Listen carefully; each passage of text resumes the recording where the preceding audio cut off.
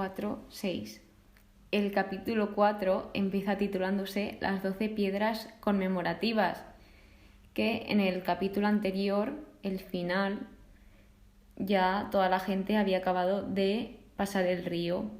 Entonces, antes de que todo volviese a fluir el agua, por así decirlo, se ve que Dios le dijo a Josué: escoged 12 hombres del pueblo, un hombre por cada tribu, y dadles esta orden: sacad de aquí, del medio del Jordán, de donde se han detenido los pies de los sacerdotes, 12 piedras, que pasaréis con vosotros y depositaréis en el lugar donde pernoctéis.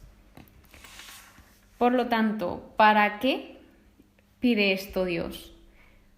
Para que esto, las piedras, sean una señal en medio de ellos. De modo que el capítulo continúa y habla del fin del paso.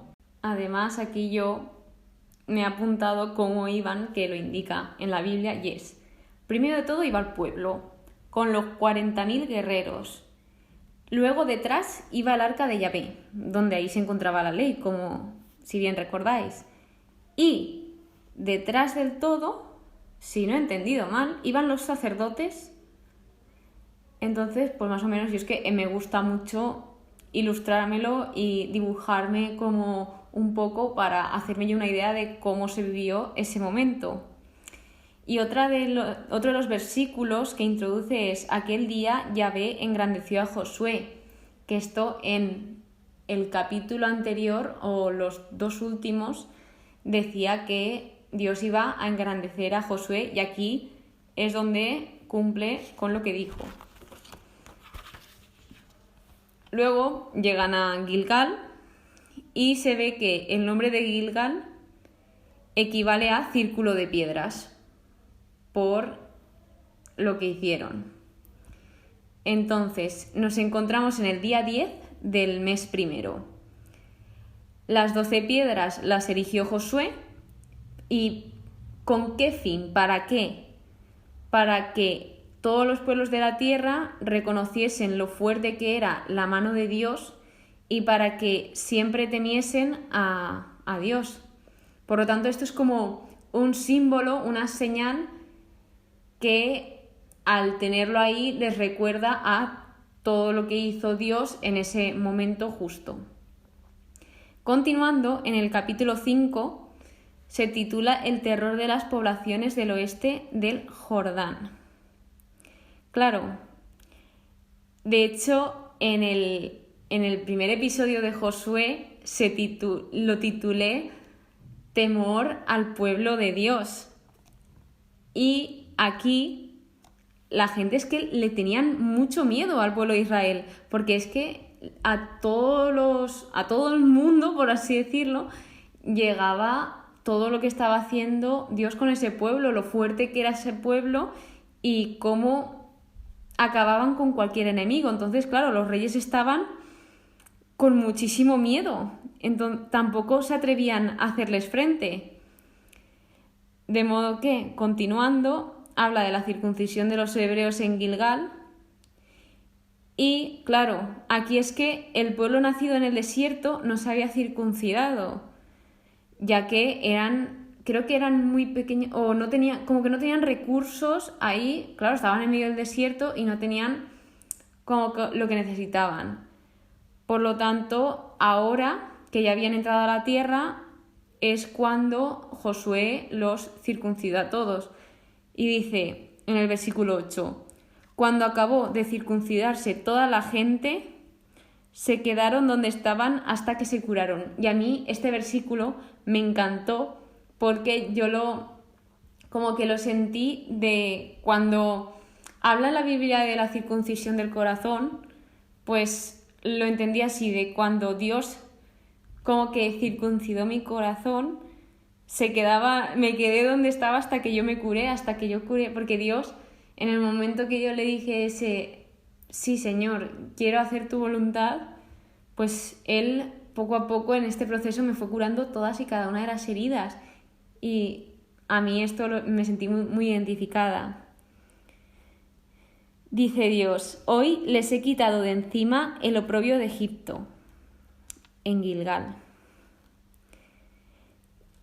La celebración de la Pascua.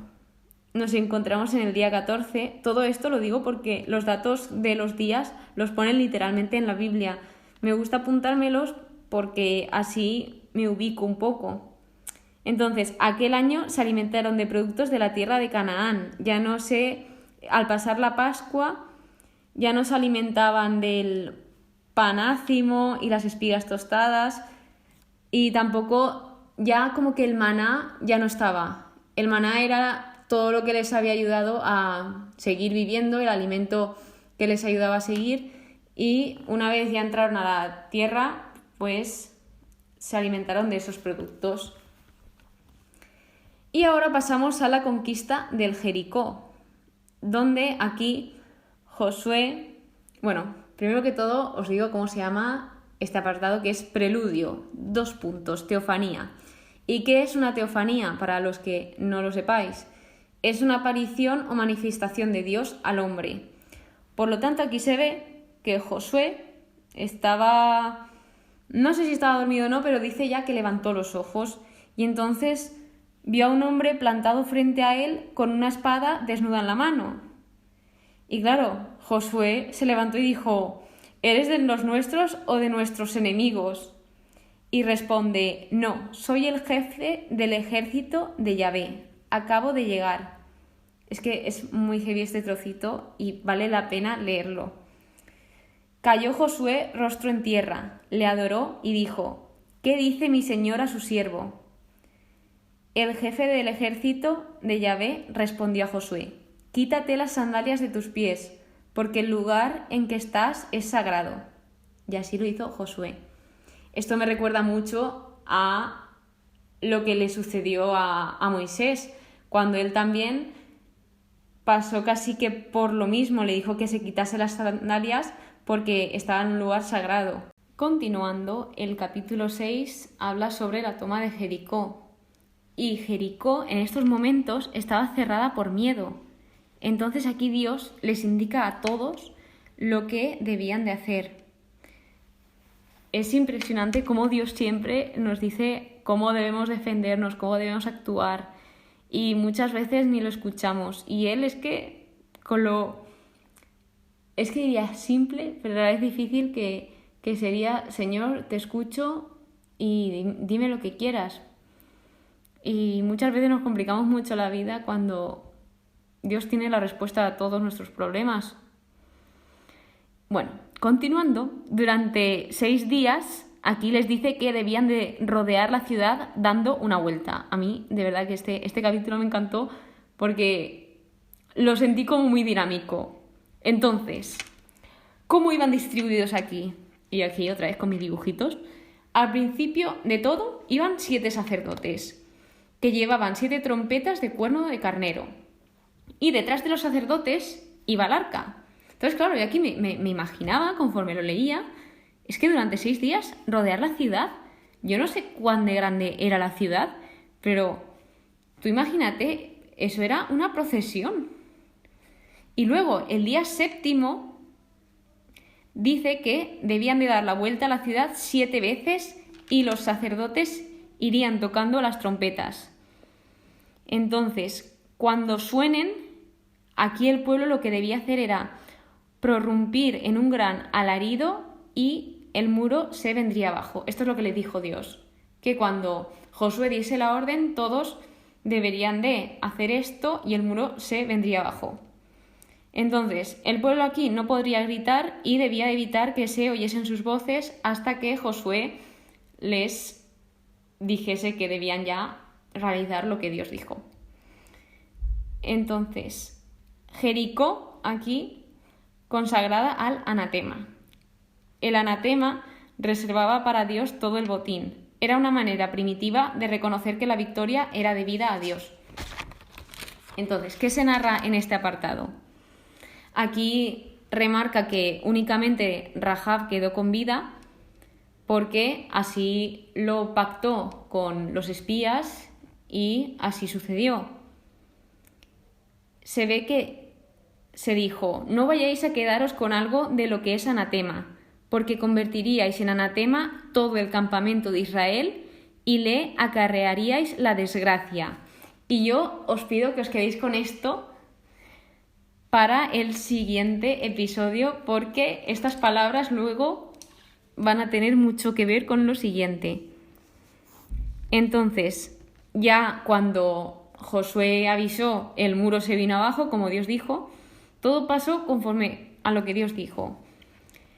Y luego este capítulo habla de la casa de Rahab, que fue preservada, y también lo que indica es que de todo lo que quemaron de la ciudad, al final solo debían de dejar la plata, el oro y los objetos de bronce y de hierro, que los depositaron en el tesoro de la casa de Yahvé.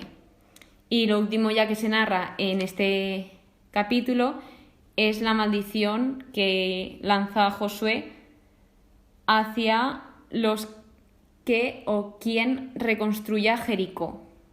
Porque si Dios dijo que se debía hacer de una manera, era por algo. Y con esto terminamos los 3 capítulos de hoy. Espero que os haya gustado, que hayáis aprendido. Sé que muchas veces es un poco lioso porque empiezo a decir apartados, empiezo a decir versículos por la cara, por así decirlo, pero como sabéis este podcast en sí es súper random y ya dije que en esta temporada iba a hacer eso, comentar lo que más me llamaba la atención, poneros un poco en contexto, pero que a lo mejor estoy diciendo una cosa y de repente sale otra del mismo capítulo. Y nada, eso ha sido todo por hoy, que paséis muy buen día y que Dios os bendiga. Muchísimas gracias por escucharme.